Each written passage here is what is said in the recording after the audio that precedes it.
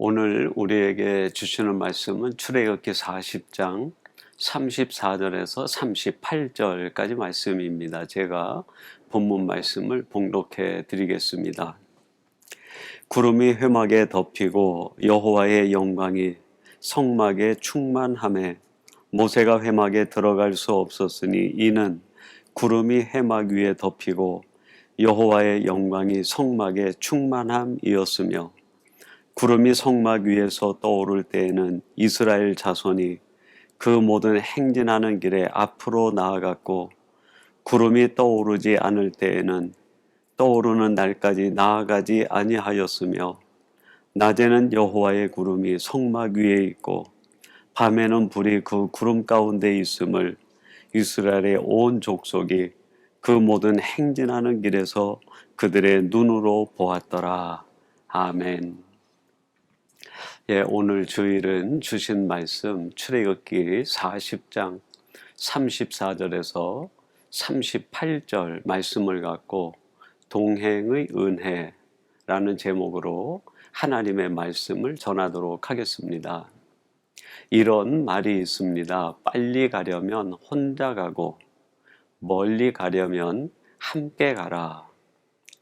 오늘 현대인들이 빨리 무엇인가를 이루기 위해서 개인주의와 이기주의에 빠지게 되었고 진정한 인생의 동행을 맛보지 못하고 만나지 못하고 살아가고 있다 하는 것을 표현하는 말이라고 하겠습니다.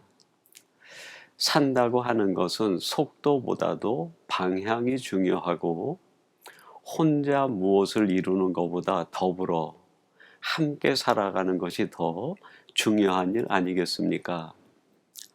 사람이 누군가와 동행한다고 할 때 누구와 동행하는가? 또 더불어 산다고 할 때 누구와 더불어 사는가 하는 것은 대단히 중요합니다. 우리 믿는 자들에게 있어서는 하나님과 함께 동행함, 이거보다 더 큰 은혜, 축복이 어디 있겠습니까?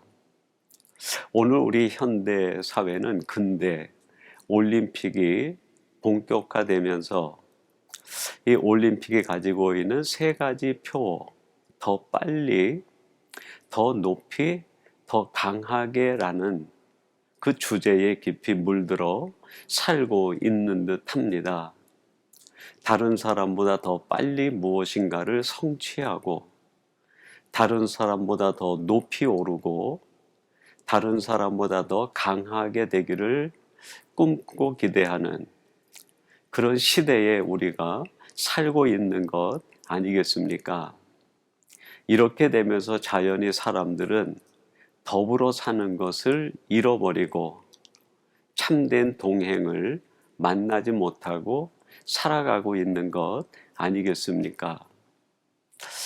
오늘 하나님께서는 우리들에게 출애굽기를 마치는 장에 하나님과 함께 동행하는 이스라엘 백성들의 모습을 출애굽기 마지막 말씀으로 우리에게 주고 계십니다.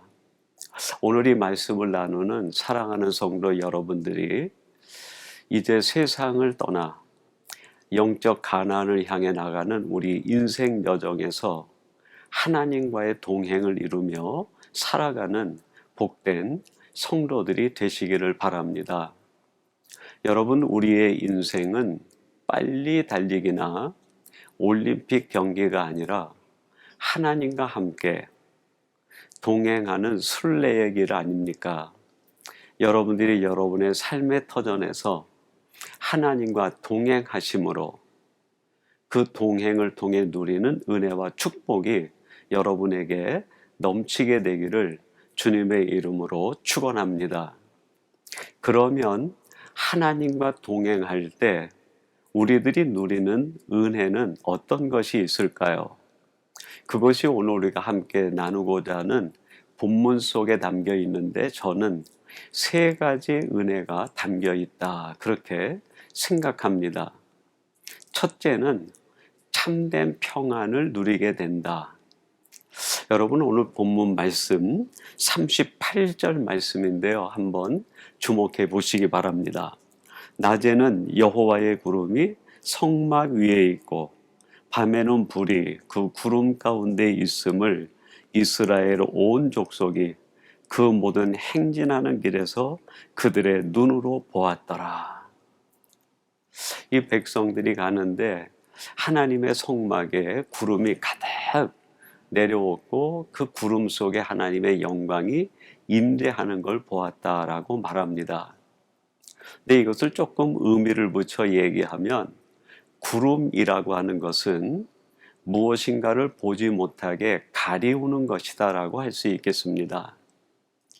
여러분, 사람들이 흔히 자신의 인생에 어려움이 찾아왔을 때 먹구름이 끼었다 그렇게 이야기하지 않습니까?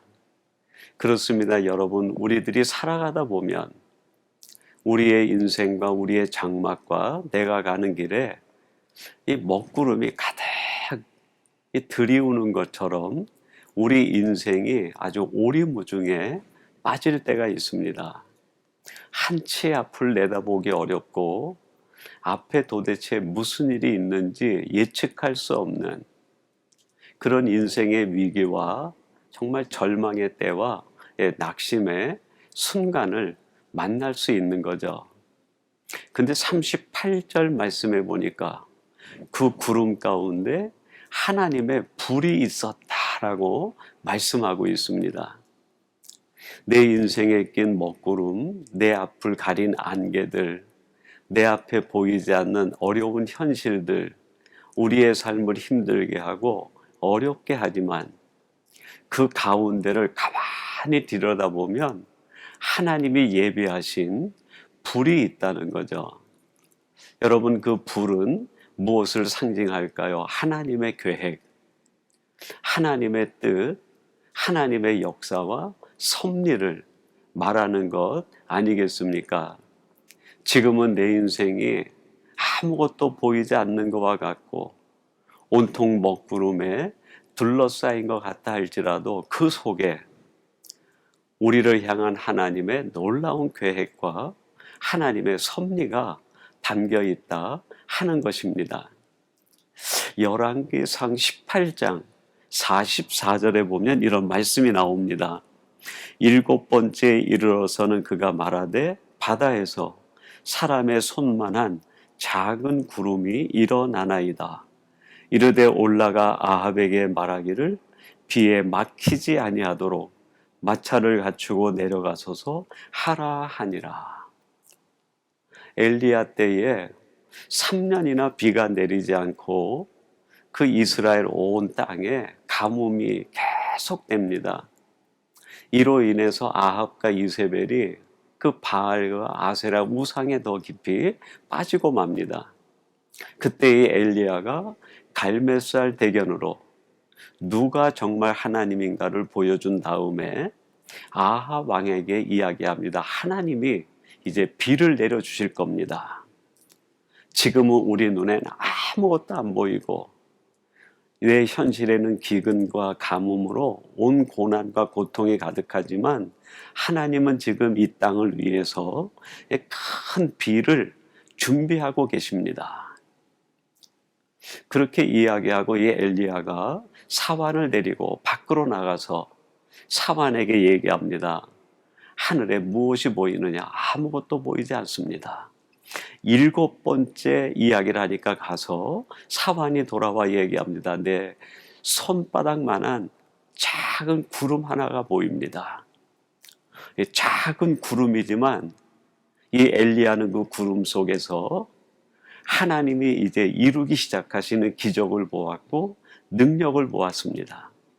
그래도 그 사환에게 아합 왕에게 가서 당신이 길을 갈 때 큰 비가 내릴 테니 그 비를 대비해서 마차를 잘 준비해서 내려오소서라고 전하게 됩니다.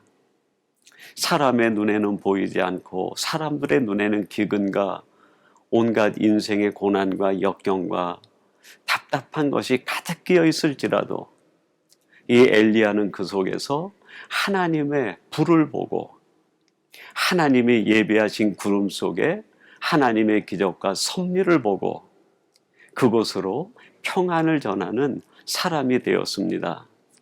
사랑하는 성도 여러분, 하나님과 동행할 때, 그럼에도 불구하고 우리의 인생에 구름이 드리울 때가 있습니다. 그럴 때 그 구름에 가리워진 내 인생의 현실을 바라보고 낙심하는 것이 아니라 오히려 그 속에 하나님의 놀라운 계획과 섭리가 있음을 바라보시고 힘과 용기와 담대함을 얻어 그 구름 속에서 역사하시는 하나님과 동행하는 복된 성도들이 되시기를 주님의 이름으로 축원합니다. 두 번째로 하나님과 동행할 때 주시는 은혜는 우리의 길을 잃지 않게 해주십니다. 오늘 본문 36절 말씀입니다. 한번 주목해 보시죠. 구름이 성막 위에 떠오를 때에는 이스라엘 자손이 그 모든 행진하는 길에 앞으로 나아갔고, 이제 이스라엘 백성들이 하나님의 그 회막에 구름이 덮여 있다가 그 구름이 떠올라서 움직이기 시작하면 얼른 장막을 거두어서 그 구름을 따라 그의 길을 행진하고 앞으로 나아갔습니다. 여러분, 그들이 광야에서 하나님의 구름을 보고 그렇게 길을 가지만 그들이 가는 길에는 무엇이 있는지 알 수가 없었어요. 그 광야를 그들이 다녀본 것도 아니고 그 광야의 길을 꿰뚫고 알고 있는 사람이 있는 것도 아니고 어디로 가야 물이 있고 어디로 가야 초막이 있고 어디로 가야 양떼들에게 마음껏 먹일 수 있는 푸른들이 있는지 알 수가 없었습니다. 그러나 하나님과 동행하며 그 구름을 쫓아 한 걸음 한 걸음 나아갈 때 그들이 알지 못했던 물샘이 터지고 그들이 볼 수 없었던 푸른 풀밭들이 나타나고 그들이 한 번도 경험해 보지 못했던 사막의 오아시스가 그들을 기다리고 있었습니다. 여러분, 하나님과 동행할 때 우리가 가는 인생길에서 길을 잃지 않고 하나님이 원하시는 그곳까지 이룰 수 있다는 말입니다. 여러분, 이렇게 믿음의 행진을 한 사람 중에 대표자를 뽑으라고 하면 그 사람이 아브라함 아니겠습니까? 히브리서 11장 8절은 아브라함에 대해서 이렇게 이야기합니다. 믿음으로 아브라함은 부르심을 받았을 때에 순종하여 장래의 유업으로 받을 땅에 나아갈새 갈 바를 알지 못하고 나아갔으며, 창세기 12장 1절 이하에서 하나님이 아브라함을 불러서 내가 지시하는 땅으로 가라, 내가 거기서 너로 큰 민족을 이루겠다 말씀해 주셨습니다. 하나님이 말씀은 주셨지만 그 길에 무엇이 있는지, 어떤 어려움이 있는지 아무것도 알 수 없는 그 길, 한 번도 가보지 않은 그 길을 이 아브라함이 오직 그 말씀에 의지하여 하나님의 인도하심에 따라 믿음의 길을 걸어갑니다. 그렇게 걸어갔던 아브라함이 결국 길을 잃지 않고 믿음의 조상이 되고 메시아의 가문을 이루는 큰 민족의 터를 닦는 사람이 되지 않았습니까? 여러분이 아브라함이 하나님의 말씀을 쫓아갔음에도 불구하고 그의 앞에는 많은 어려움들이 있었습니다. 애굽에서의 두려움이 있었고, 그가 가는 길마다 모든 사람들이 그를 죽이고 그를 해하려고 하는 모든 악한 환경들이 떠나질 않았어요. 그의 마음의 두려움뿐 아니라 모리아 산에선 하나님의 시험도 있었습니다. 그럼에도 불구하고 이 아브라함이 그 모든 일들을 뛰어넘어 믿음의 조상이 되고 메시아의 가문을 이루는, 초석을 이루는 사람이 될 수 있었던 것은 바로 하나님과 동행하는 삶에 있던 것 아니었습니까? 여러분, 하나님과 동행할 때 우리가 가는 길에 우리가 예측하지 못하고 알 수 없는 수많은 고난과 어려움과 사탄의 유혹과 세상의 시험이 딸지라도 우리는 길을 잃지 않고 하나님이 원하시는 그곳까지 이르는 사람이 될 수 있습니다. 여러분들이 험한 인생길에서 하나님과 동행하심으로 여러분이 가는 믿음의 길 실족하지 않고 믿음의 완주를 하시는 복된 성도들이 되시기를 주님의 이름으로 축원합니다. 세 번째로 하나님과 동행할 때 어떤 은혜를 누리게 되는가? 참된 행복을 맛보게 됩니다. 오늘 본문 말씀 34절 말씀입니다. 한번 제가 봉독해 드리겠습니다. 구름이 회막에 덮이고 여호와의 영광이 성막에 충만하매. 이 34절 말씀에 보면 회막에 구름이 가득 덮였는데 그 한가운데 하나님의 영광이 임재하여 그 회막에 충만하게 임하였다. 그렇게 말씀합니다.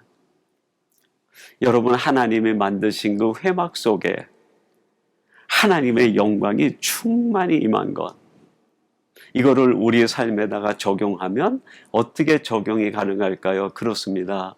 내 인생의 장막 가운데 때로는 구름이 덮이고 안개가 덮인다 할지라도 그것을 뚫고 들어오신 하나님의 능력과 하나님의 은혜가 우리의 삶을 하나님의 영광으로 가득 채워주신다고 하는 말씀 아닙니까?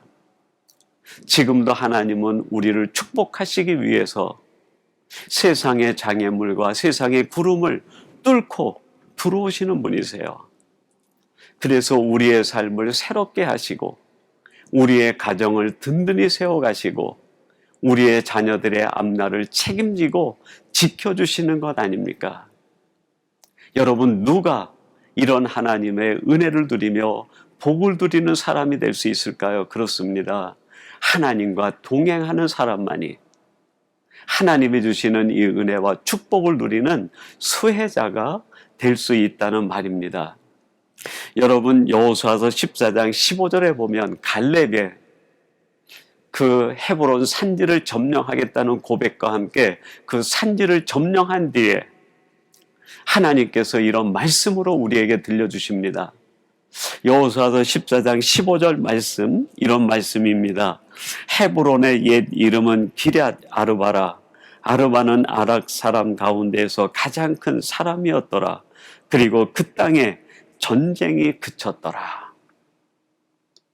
그 가나안 일경을 다 점령한 뒤에 그 여호수아가 하나님이 말씀하신 대로 각 지파에게 제비를 뽑아서 그 분깃을 다 나누어 주었습니다. 그때 갈렙이 여호수아에게 와서 얘기합니다. 내 나이가 85세지만 하나님의 약속을 받은 그때나 지금이나 내가 건강하고 지금까지 내가 하나님과 동행하는 사람이었는데 이제 하나님이 그때 내게 약속했던 그 헤브론을 내게 주십시오.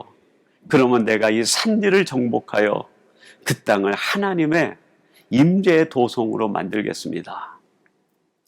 그 땅을 허락받고 이 갈렙이 그 땅을 점령하여 원래 이름은 기럇 아르바라고 하는 그 이름을 헤브론이라는 이름으로 바꾸어서 자기 소유로 삼게 됩니다. 여러분, 그 헤브론이라는 이름의 뜻이 사귐, 교제, 친밀, 그런 뜻이 있어요. 여러분이 단어 속에서 갈렙의 신앙을 엿볼 수 있습니다. 갈렙은 하나님으로부터 처음 말씀을 들은 그때부터 그의 인생 말년까지 하나님과 사귐을 갖는 사람, 하나님과 깊은 교제와 친밀감 속에서 동행하는 사람이었다는 거예요. 이런 사람이 결국 하나님이 허락한 그 땅을 소유하게 되고 그 땅에 마침내 여러분이 여호수아 14장 15절 말씀에 보면 전쟁이 그쳤다라고 얘기합니다. 더 이상 그 땅에 다툼이 없고 갈등이 없고 싸움이 없는 진정한 평화가 이루어졌다는 말입니다. 여러분, 이것이 믿는 자가 누리는 최고의 은혜, 최고의 축복 아니겠습니까? 사랑하는 성도 여러분, 하나님께서는 이제 출애굽기 마지막 말씀으로 이스라엘 백성들이 어떻게 그 광야 여정에서 하나님과 동행했는가 하는 것을 우리에게 보여주시고 말씀하십니다.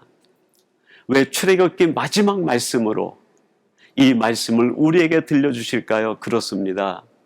우리가 살아가는 인생 여정, 광야와 같은 이 세상에서 우리들이 누리는 최고의 은혜, 최고의 축복은 바로 하나님과 동행하는 복이기 때문에 그렇습니다. 하나님과 진정한 동행을 이루는 사람에겐 평안이 찾아오고 그 동행을 통하여서 하나님이 주시는 은혜와 복이 밀물처럼 우리에게 쏟아져 들어오게 됩니다. 여러분, 그리고 하나님과 동행하는 사람은 자신이 있는 길 속에서 어떤 일을 만나든 그 장애물을 뛰어넘고 길을 잃지 않는 사람이 될 수 있습니다. 오늘 이 말씀을 나누는 사랑하는 성도 여러분, 한 사람 한 사람이 이 광야와 같은 세상에서 하나님과 동행하심으로 말미암아 이 동행을 통해 주시는 하나님의 은혜, 그리고 누리게 되는 최고의 축복을 누리며 살아가는 복된 성도들이 되시기를 주님의 이름으로 축원합니다. 우리 같이 기도하겠습니다. 하나님 아버지, 이스라엘 백성들이 애굽에서 나와 광야를 지나갈 때 그 출애굽기를 기록하는 마지막 말씀으로 하나님과 동행하는 이스라엘 백성들을 우리에게 가르쳐 주시니 감사합니다. 우리가 살아가는 인생 여정이 광야길에서 하나님과 동행하는 것이 최고의 은혜요, 최고의 축복임을 이 말씀을 통하여 다시 한번 가르쳐 주시니 감사합니다.